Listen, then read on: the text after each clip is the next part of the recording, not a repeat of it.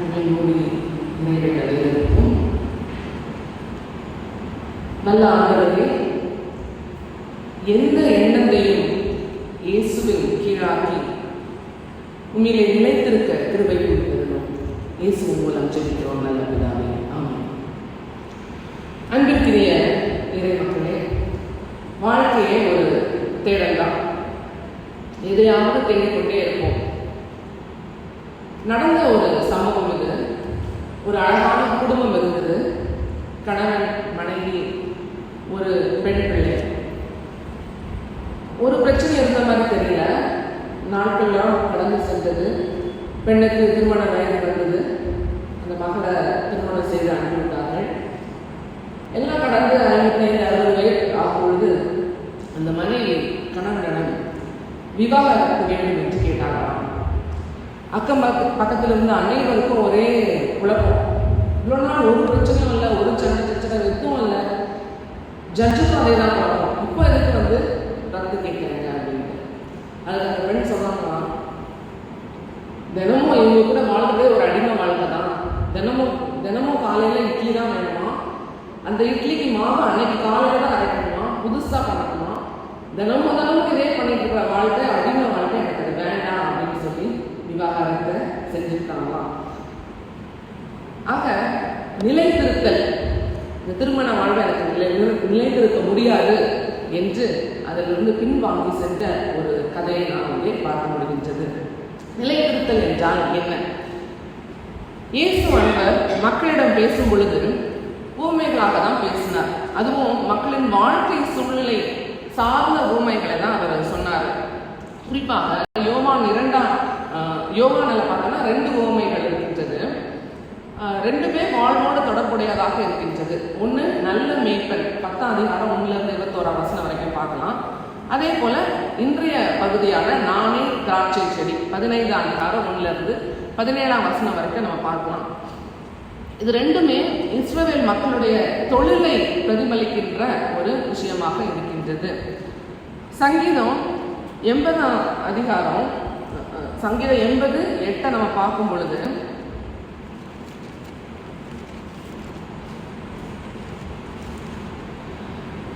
நீர் எகிப்திலிருந்து ஒரு திராட்சை கொடியை கொண்டு வந்து ஜாதிகளை துரைத்துவிட்டு அதை நாட்டினீர் என்று சொல்லப்படுகின்றது. ஆக இந்த திராட்சை செடி அப்படிங்கிறது இஸ்ரவேலுக்கு ஒரு சின்னமாக பழைய ஏற்பாட்டில் இருந்ததை நாம் பார்க்க முடிகின்றது. மேலும் ஏசாயா 27ஆம் அதிகாரம் 3ஆம் வசனத்தை பார்க்கும்போது கூட, கர்த்தராகிய நான் அதை காப்பாற்றி அடிக்கடி அதற்கு தண்ணீர் பாய்ச்சி ஒருவரும் அதை சேதப்படுத்தாத படிக்கு அதை இரவும் பகலும் காத்து கொள்வேன் என்று சொல்கின்றார். எசேக்கியேல் 17ஆம் அதிகாரம் 4ஆம் வசனத்திலிருந்து 10ஆம் வசனம் வரைக்கும் நம்ம பார்க்கும்பொழுது கூட அவர் அந்த திராட்சை செடி திராட்சை செடியாகிய இஸ்ரவேலரை எவ்வாறாக அவர் பேணி காக்கின்றார், அதை வளர வேண்டும் என்று நினைக்கின்றார். ஆனால் இறைவன் அந்த வேர்க்குற்றவராக என்ன சொல்கின்றார்?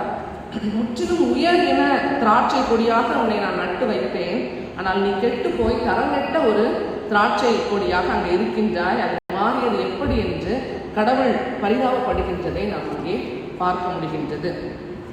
ஆக நிலைத்திருத்தல் என்பது ஒரு தற்காலிக ஒரு சந்திப்பு அல்ல, ஒரு நிரந்தரமான தங்கும் இடமாக இருப்பதுதான் நிலைத்திருத்தல். நம்முடைய வாழ்க்கையில் கூட ஏற்றத்தாழ்வு எப்பொழுதும் இருக்கும். என்னால் முடியல, இவ்வளோதான் அப்படின்னு சொல்கிற நிலைமைகள், நாட்கள் நிறைய இருந்திருக்குது. ஆனால் இது எல்லாத்தையும் தாண்டி இந்த சூழ்நிலைகளை விட்டு ஓடு விடாமல் நாம் இயேசுவோடு தங்கும் ஒரு நிலை தான் அது நிலைத்திருத்தல்.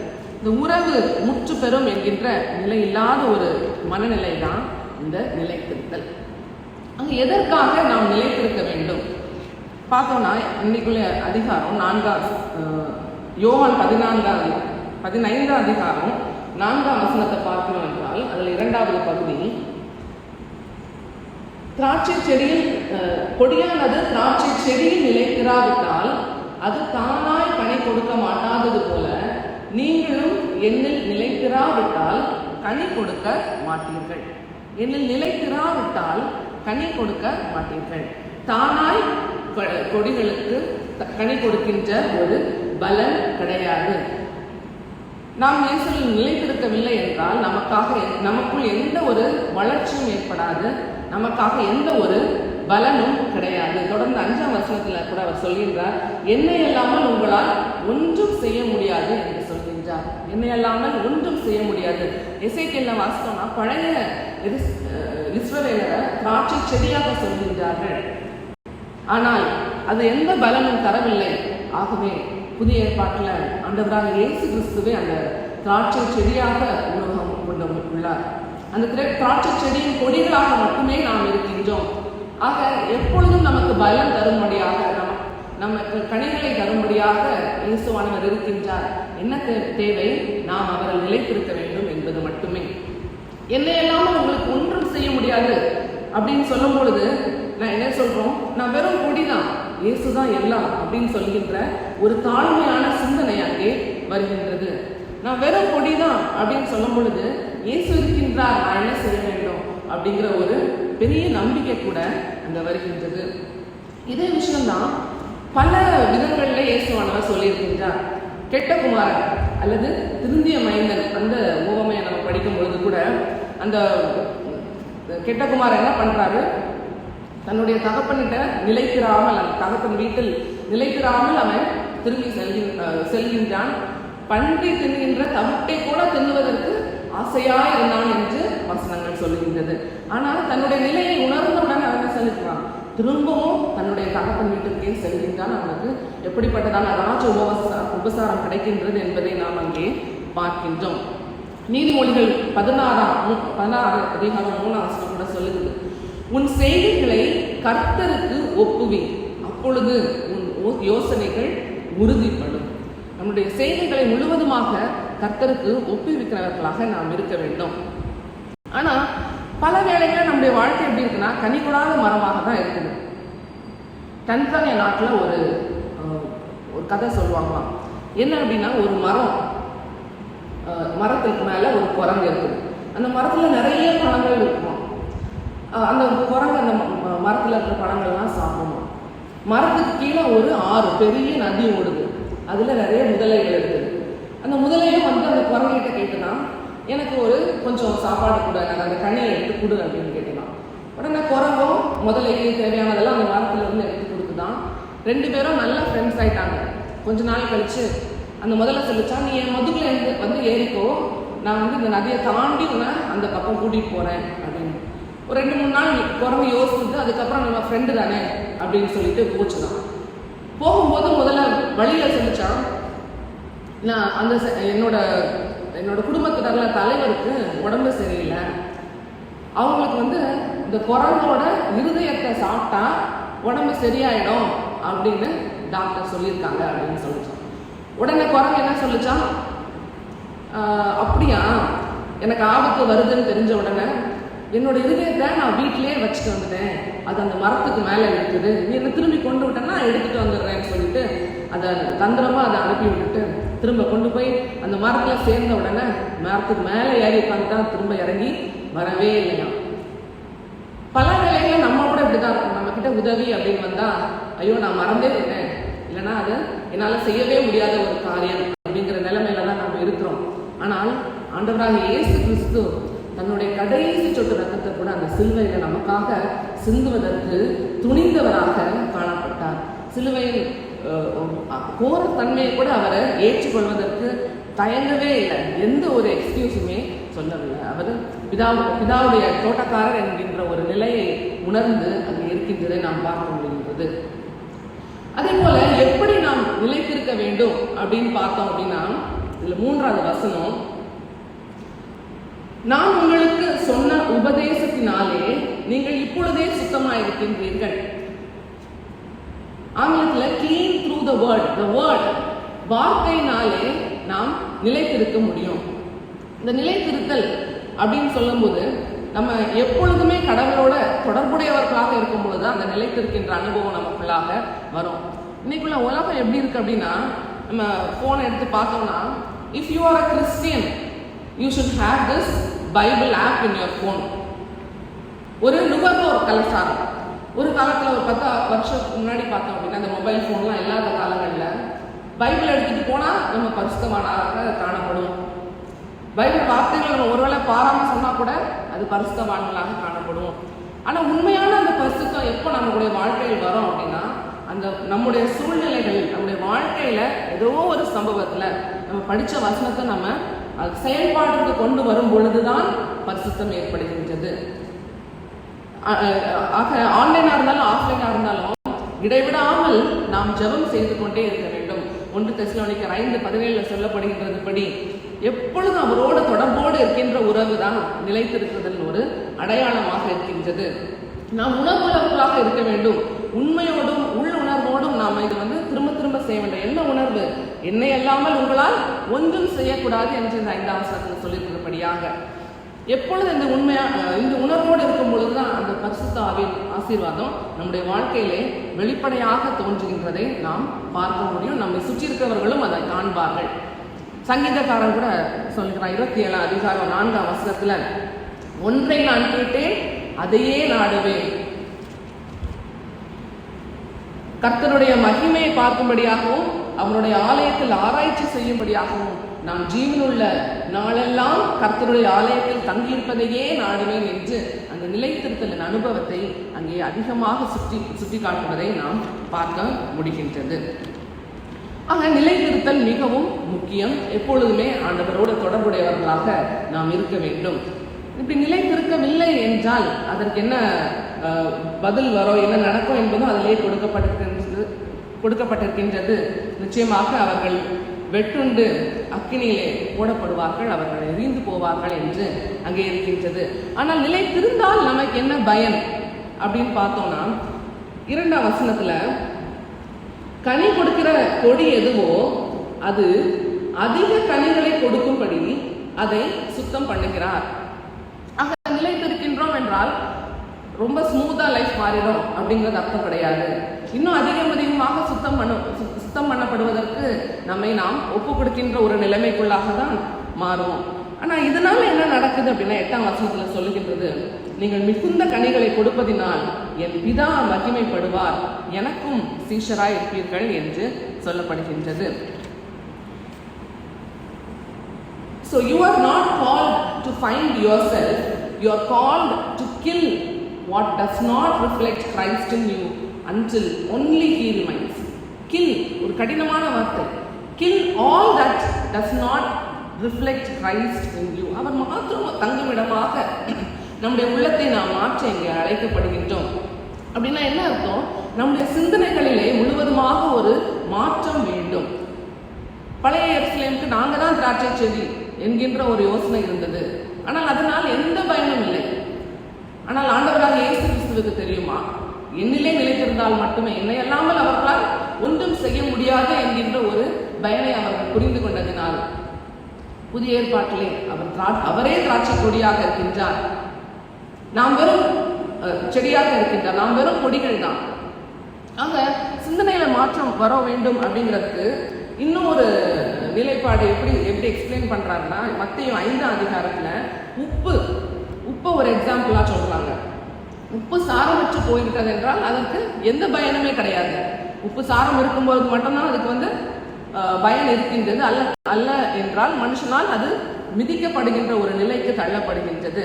அப்பொழுதுதான் எவ்வாறு சிந்தனைகளில் மாற்றம் வர வேண்டும் என்று அவர் சொல்கின்றார். பழைய பாட்டுல யாத்ராமகத்துல கடவுள் மோசே மூலமாக கொடுத்த கட்டளைகள் எல்லாவற்றையும் எவ்வாறு நாம் சிந்திக்க வேண்டும் என்று அங்கே சொல்லுகின்றதை நாம் பார்க்க முடிகின்றது.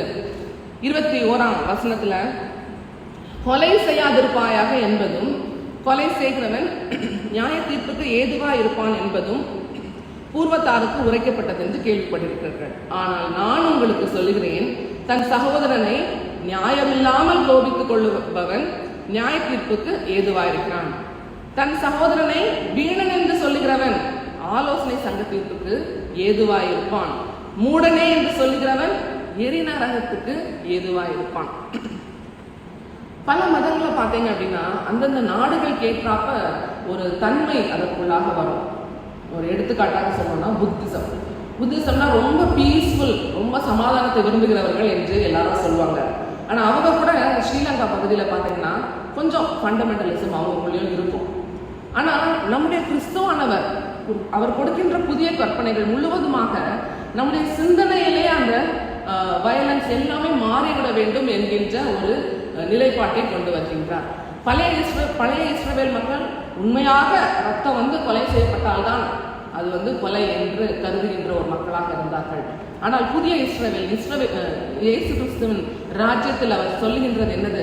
நம்முடைய நினைவில் கூட, நம்முடைய வார்த்தையில் கூட ஒரு மனிதரை கொலை செய்ய முடியும். அவனுடைய இருதயம் குத்துண்ட வண்ணமாக பேசும் பொழுது நாம் அவனை கொலை செய்கின்றோம் என்று நம்முடைய சிந்தனைகளில் மாற்றம் வேண்டும் என்று இயேசுவானவர் அதை சொல்கின்றார். இப்படிப்பட்டதான ஒரு செடியில் தான் நாம் கொடிகளாக இருக்க வேண்டும் என்று கடவுள் விரும்புகின்றார். அதை தொடர்ந்து 23ஆம் வசனத்தை பார்க்கும் பொழுது, நீ பலிபீடத்தில் உன் காணிக்கை செலுத்துவது முதலாவதாக காணிக்கை செலுத்துவது மிகவும் முக்கியமான ஒரு சடங்காக இருந்தது அந்த காலத்திலே. லேவியராகவும் இந்த இடத்தெல்லாம் பார்த்தீங்கன்னா நிறைய இருக்குது.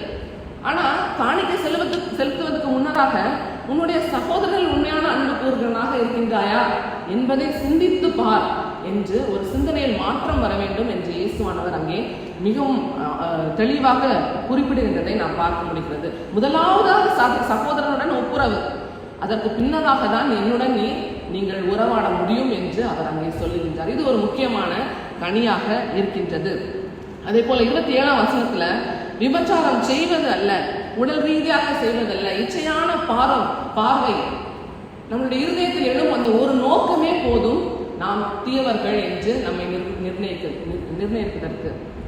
நம்முடைய கனிகள் அற்றவர்களாக இருப்போம் என்றால் நம்முடைய சிந்தனைகளிலே அந்த மாற்றம் வந்துவிட வேண்டும் என்று அவர் சொல்லுகின்றதை நாம் பார்க்க முடிகின்றது.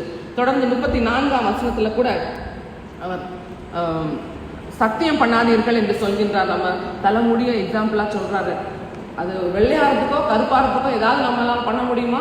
நிச்சயமா எதுவுமே பண்ண முடியாது. அது போல எதுக்கு மேலேயும் நம்ம சத்தியம் பண்ண வேண்டிய அவசியமே கிடையாது என்று ஆண்டவராக இயேசு கிறிஸ்து அங்கே சொல்லுகின்றார். எல்லாத்துக்கும் மேல ரொம்ப முக்கியமான விஷயம் என்ன அப்படின்னா 44ஆவது வசனம், நான் உங்களுக்கு சொல்லுகிறேன், உங்கள் சத்துருக்களை சிநேகியுங்கள், உங்களை சபிக்கிறவர்களை ஆசீர்வதியுங்கள், உங்களை பகைக்கிறவர்களுக்கு நன்மை செய்யுங்கள், உங்களை நிந்திக்கிறவர்களுக்காகவும் உங்களை துன்பப்படுத்துகிறவர்களுக்காகவும் ஜெபம் பண்ணுங்கள் என்று. இது எத்தனை பெரிய ஒரு சிந்தனை மாற்றம் அல்ல? பகைக்கிறவர்கள் இல்லை என்ன கஷ்டப்படுத்துறாங்க அப்படின்னா அவங்க பார்த்தா 2 ஸ்டெப் தள்ளி தான் போகும். ஆனா அவர்களுக்காக நாம் ஜெபிக்க வேண்டும். அவர்களை நம்முடைய இருதயத்திலே ஒரு பொல்லாதவர்களாக கொள்ளாமல் கடவுளின் பார்வையிலே அவர்களும் மனிதர்கள் என்கின்ற ஒரு நிலையில் நாம் வைக்க வேண்டும் என்று அவர் நம்முடைய சிந்தனைகளை மாற்றுவதற்காக நம்மளை அழைக்கின்றார். ஆக இதெல்லாம் செஞ்சாதான் அந்த கலாத்தியர் 2 அதிகாரத்துல சொல்லப்படுகின்ற அந்த ஆவியின் கனிகள் செயல்முறைக்கு வரும். அந்த ஆவியின் கனிகள் எனக்குள்ள இருக்கிறது 9 இருக்குது அப்படின்னு சொல்றது முக்கியம் இல்ல. அன்பா இருக்கிறேன் என்று சொல்லிவிட்டு என்னுடைய சகோதரன் நான் மூடன் என்று அவனை சொன்னேன் என்றால் அதில் அன்பு வெளிப்படாது. அது வெறும் வார்த்தையாக தான் இருக்கும். அது உண்மையான செயல்பாடாக மாறாது. அது போல நான் நீடிய சாந்தமுடையவனாக இருக்கின்றேன், தயவுடையவாக இருக்கின்றேன். இந்த காலத்துல பல போலி சாமியார்கள் பத்தி நம்ம செய்தித்தாள்களை தினமும் பார்த்துட்டு தான் இருக்கிறோம். அவங்க என்ன சொல்லிக்கிறாங்க, அதிகமான நாங்க ஒரு துறவியான வாழ்க்கை வாழ்கின்றோம் என்று. ஆனா உள்ள போய் பார்த்தா தான் அவர்கள் எவ்வளவு கேஸ் ரிப்போர்ட் ஆகுதுன்னு நமக்கு தெரியும். அவர்களுடைய நோக்கம் எப்படிப்பட்டதாக இருக்கின்றது. நாங்கள் தயவுள்ளவர்களாக இருக்கிறோம் நினைக்கிறார்கள், ஆனால் செயல்பாடு அவர்களுடைய நோக்கம் அனைத்தும் தீவதாக தான் இருந்து கொண்டிருக்கின்றது. ஆக ஆவியின் கனிகள் செயல்பாட்டுக்கு வர வேண்டும் என்றால் சிந்தனைகளில் நமக்கு மாற்றம் நிச்சயமாக தேவை. அந்த மாற்றம் எவ்வாறு வரும் என்றால் நாம் வெறும் கொடிகள் தான். ஆனால் செடியாகிய ஆண்டவராகிய இயேசு கிறிஸ்துவின் சிந்தனைகளில் நிலைத்திருக்கின்ற ஒரு அனுபவத்தில் நாம் இருக்க வேண்டும். எப்பொழுதும் அதை குறித்து நாம் ஜெபித்துக் கொண்டே இருக்க வேண்டும். ஜெபம் சொல்லும் போது எனக்கு இந்த கனி இல்லை என்கிட்ட, என்னால் அப்படி யோசிக்க முடியல அப்படிங்கிறத நம்ம ஜெபித்தா கூட நிச்சயமாக கடவுள் நமக்கு உதவி செய்ய வல்லவராய் இருக்கின்றார். சங்கீதக்காரன் கூட சொல்கின்றார், ஜீவனோட தேசத்திலே நீடித்த நாட்களாய் நிலைத்திருப்பேன், அவரே எடுக்கின்ற முயற்சி எப்பொழுதுமே கடவுளோடு இருப்பேன் என்று சொல்கின்ற இது சிந்தனைகள் மாற்றம். Kill what does not reflect Christ. எந்த எண்ணத்தையும் இயேசுவின் கீழாக்குவதற்கு நம்மை நாம் தயார்படுத்திக் கொள்வதற்கு நமக்கு இன்னொரு லெந்து காலம் கொடுக்கப்பட்டிருக்கின்றது. கடவுளுக்கு ஸ்தோத்திரம். ஆக பிதா எவ்வாறு மகிமை அடைவார் என்று சொல்லும் பொழுது இந்த மத்தேயு 5ஆம் அதிகாரம் 16ஆம் வசனத்தை பார்க்கும் பொழுது, இவ்விதமாய் மனுஷர் உங்கள் நற்கிரியைகளை கண்டு பரலோகத்தில் இருக்கின்ற உங்கள் பிதாவை மகிமைப்படுத்தும்படி உங்கள் வெளிச்சம் அவர்கள் முன்பாக பிரகாசிக்க கடவுது. கனிகள் மட்டும் இல்ல, அந்த கனிகள் செயல்பாடாக வரும் பொழுது அந்த செயல்பாடுதான் பிதா மகிமை அடையும் ஒரு நிலைக்கு செல்கின்றது. நமக்கு ஒரு 10,000 ரூபா ஒருத்தர் கொடுக்கணும்னு வச்சுக்கோங்க. அவங்க நான் பேங்க் ட்ரான்ஸ்ஃபர் பண்றேன், இல்லைன்னா ஜிபே பண்றேன் அப்படின்னு சொல்றாங்க. சொல்லிட்டு அவங்க ட்ரை பண்றாங்க. ஆனா ப்ராசஸிங் சுத்திக்கிட்டே இருந்துச்சு அப்படின்னா நமக்கு எப்படி இருக்கும்? அது முடிஞ்சிச்சு, அது கம்ப்ளீட் அப்படின்னு வந்தாதான் நமக்கு ஒரு நிறைவான ஒரு அனுபவம் வரும். அதே போலதான் பிதாவானவர் மகிமைப்பட வேண்டும் என்றால் நம்முடைய நற்கிரியைகளும் பூரணமாக வேண்டும். இயேசு கிறிஸ்துவோட நற்கிரியை பூரணமானது. அவர் சிலுவையிலே 6ஆம் மொழி சொன்னார், இட் இஸ் ஃபினிஷ்ட், முடிந்தது. அவர் அனுப்பப்பட்ட அந்த ரட்சிப்பின் அந்த ஒர்க், ரிடெம்ப்டிவ் ஒர்க்கை வந்து அவர் கம்ப்ளீட் பண்ணார். அதே தான் நம்ம பின்பற்றுகிறவர்களாக இருக்க வேண்டும். அவருடைய வார்த்தையை நாம் பின்பற்றுகிறவர்களாக இருக்கும் பொழுதுதான் அந்த கனிகளை நாம் செயல்முறைகளில் கொண்டு வருகின்றோம். அது நற்செயல்களாக மாறப்படும் பொழுதுதான் நாம் இயேசுவுக்கு சீஷர்களாக இருக்கின்றோம், உண்மையான சீடர்களாக இருக்கின்றோம். அந்த சீடர்களாக இருக்கும் பொழுதுதான் பிதா மகிமை அடைகின்றவராக இருக்கின்றார். ரோமருக்கு எழுதும் பொழுது கூட 6ஆம் அதிகாரம் 19ஆம் வசனத்துல, பரிசுத்தமானதை நடப்பிக்கும்படி உங்கள் அவயவங்களை நீதிக்கு அடிமைகளாக ஒப்புக் கொடுங்கள். Kill all that is not Christ in you. Kill all that is not Christ in you. Okay, இயேசுவே மெய்யான திராட்சை செடி. இப்போ இந்த நம்ம வீட்டில் சமையல் அறைக்கு போனோம்னா அஞ்சரை பெட்டி இருக்கும், மசாலா டப்பா இருக்கும். அதுக்குள்ளே போய் அது திறந்து பார்க்கணும் அப்படின்னா நமக்கு ஒரு எதிர்பார்ப்பு இருக்கும். உள்ள ஜீரகம் இருக்கும், சோம்பு இருக்கும், கடுகு இருக்கும் அப்படின்ட்டு ஒரு எதிர்பார்ப்போட திறப்போம். ஆனால் திறக்கும் பொழுது உள்ள நட்டு, போல்ட்டு, ஆணி, பெல்பின் இதெல்லாம் கடந்துச்சுன்னா நமக்கு எப்படி இருக்கும்? ஏமாற்றமாக இருக்கும். அதே போலதான் ஏதேன் தோட்டத்தில் ஆண்டவர் உலகத்தை படைக்கும் பொழுது, ஆதாம் ஏவாளை படைக்கும் பொழுது, அவர்கள் என் மீது அன்பாயிருப்பார்கள், என்னுடைய வார்த்தைகளுக்கு கீழ்ப்படிவார்கள், என்னோடு இருப்பார்கள் என்று ஒரு எதிர்பார்ப்புடன் அவர் படைத்தார். ஆனால் முதலாம் ஆதாம் அனைத்தையும் அங்கே அழித்து போட்டவனாக காணப்படுகின்றான். ஆனால் 2ஆம் ஆதாமாக இயேசு கிறிஸ்துவோ இந்த 14ஆம் அதிகாரம் 31ஆம் வசனத்துல சொல்லப்படுகின்றது, நான் பிதாவில் அன்பா இருக்கிறேன் என்றும் பிதா எனக்கு கட்டளையிட்டபடியே செய்கிறேன் என்றும் உலகம் அறியும்படிக்கு நாம் எழுந்திருங்கள், கோபம் வாருங்கள் என்று அங்கே சொல்லுகின்றதை பார்க்கின்றோம். 2ஆம் ஆதாம் நான் முழுவதுமாக கடவுளுக்கு கீழ்ப்படிந்தேன் என்பதை உலகம் அனைவரும் அறிந்து கொள்ளும்படியாக நாம் எழுந்து செல்வோம். நாம் சீடர்களாக எழுந்து சென்று இதை எல்லாருக்கும் சொல்லுவோம் என்று சொல்லுகிறதை பார்க்கின்றோம். இந்திய கடைசி ஒன்றை மட்டும் சொல்லி முடிக்கின்றேன். இந்திய தேசத்தை நாம் பார்க்கும் பொழுது ஒரு குளோப்ல அப்படியே நம்ம சுற்றி விட்டோம் அப்படின்னா எந்தெந்த நாடெல்லாம் கிறிஸ்தவ நாடு, எந்தெந்த நாடெல்லாம் கிறிஸ்தவ நாடு இல்லை என்று 2 கலர் போட்டு நம்ம அதை சுற்றி விட்டோம் அப்படின்னா இந்திய நாடு மட்டும் ஒரு பெரிய பரப்பளவு, ஆனால் வேற ஒரு கலர்ல தான் இருக்கும். அது நிச்சயமாக கிறிஸ்தவ நாடாக அது காணப்படாது. அதுதான் இன்னைக்கு உண்மையான நிலைமை. 2% தான் நம்ம கிறிஸ்டியன்ஸாக இருக்கிறோம். ஆனால் என்ன அப்படின்னா நம்ம சர்ச்சில் எத்தனை பேர் இருக்கிறோம், ஆனால் சேர்மன் ஒருத்தர் தான். அதே போல தான் 100% மக்கள் இருக்காங்கன்னா 2% மக்கள் தான் கிறிஸ்தவர்களாக இருக்கின்றார்கள்னா அவர்கள் ஒவ்வொருவரும் தலைவர்கள் தான். நம்ம அனைவரும் இந்தியாவில் ஒரு மிஷன் ஃபீல்டா நம்ம மட்டும் பார்க்கக்கூடாது, அது மிஷன் ஃபோர்ஸா பார்க்கணும். எவ்வாறு அவர்கள் சீடர்களை அநேக சீடர்களை உருவாக்க வேண்டும் என்கின்ற ஒரு உந்துகோலோடு நம்ம இருக்க வேண்டும் என்பது ரொம்ப மிகவும் முக்கியமான ஒரு பணியாக இருக்கின்றது. திருச்சபைக்குள்ளேயும் அதே பணி தான். நம்ம கிறிஸ்துமஸ் டைம்ல கூட நம்ம சுற்றி இருக்கின்றவர்கள், நம்ம சுற்றி இருக்கிற தூய்மை பணியாளர்களை நம்ம பார்க்கிறோம். அதே போலதான் நம்ம சுற்றி இருக்கிறவர்களிடம் நாம் எவ்வாறு கிறிஸ்துவின் நற்கிரியைகளை நாம் காண்பிக்க முடியும் என்பது நம்ம வீடு இருக்கின்ற தெருக்களாக இருக்கலாம், நாம் செய்கின்ற வேலை ஸ்தலங்களாக இருக்கலாம். யார் தேவை என்று இருக்கின்றார்கள், யாருக்கு கிறிஸ்துவுடைய சுவிசேஷம் தேவை என்பதை நாம் எப்பொழுதுமே உணர்ந்து கொள்கின்றவர்களாக இருக்க வேண்டும். இதற்காக ஜெபிக்கின்றவர்களாகவும் இருக்க வேண்டும். ஆக சொல்கின்றார், எழும்புங்கள், வாருங்கள், நாம் இந்த லெந்து காலங்களில் கடவுளுடைய வழியை தெரிந்து கொண்டு பிதாவை மகிமைப்படுத்தும்படியாக நாம் வாழ்வோம். கர்த்தர் தாமே இந்த வார்த்தைகளை ஆசீர்வதிப்பாராக.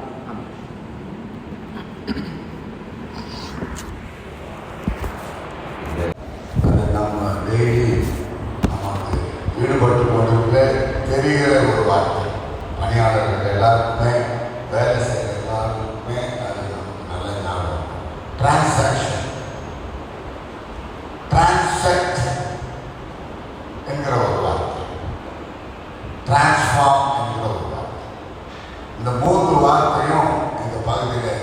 அதிகமாக ஆழமாக பதிந்திருக்கிறது. அதற்கு இயேசு ஒரு உதாரணத்தை சொல்கிறார்.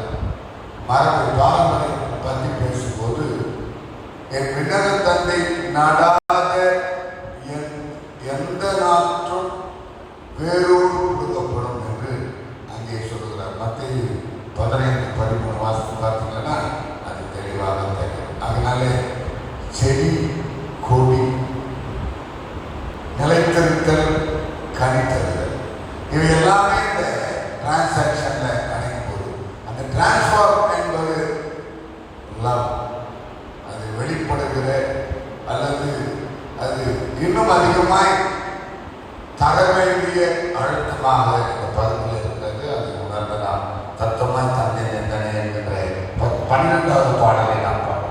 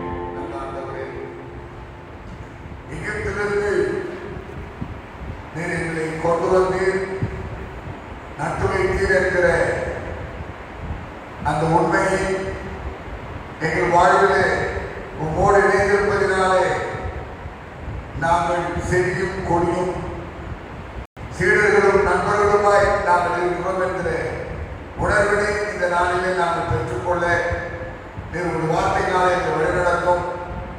இப்படி நாங்கள் உலகத்திற்கு எங்களை வெளிப்படுத்தும் போது நீர் மாற்றி பெறுகிறீர். அது எங்களுக்கு ஆசீர்வாதமாக மாறுவதை நம்பிக்கையோடு இந்த நாளிலே நாங்கள் பயணிக்க வேண்டாம். பேசுகிறோம் ஜெபிக்கிறோம். ஆமென். நம்முடைய ஆண்டவராகிய இயேசு கிறிஸ்துவின் கிருபை, பிதாவின் அன்பும் பரிசுத்த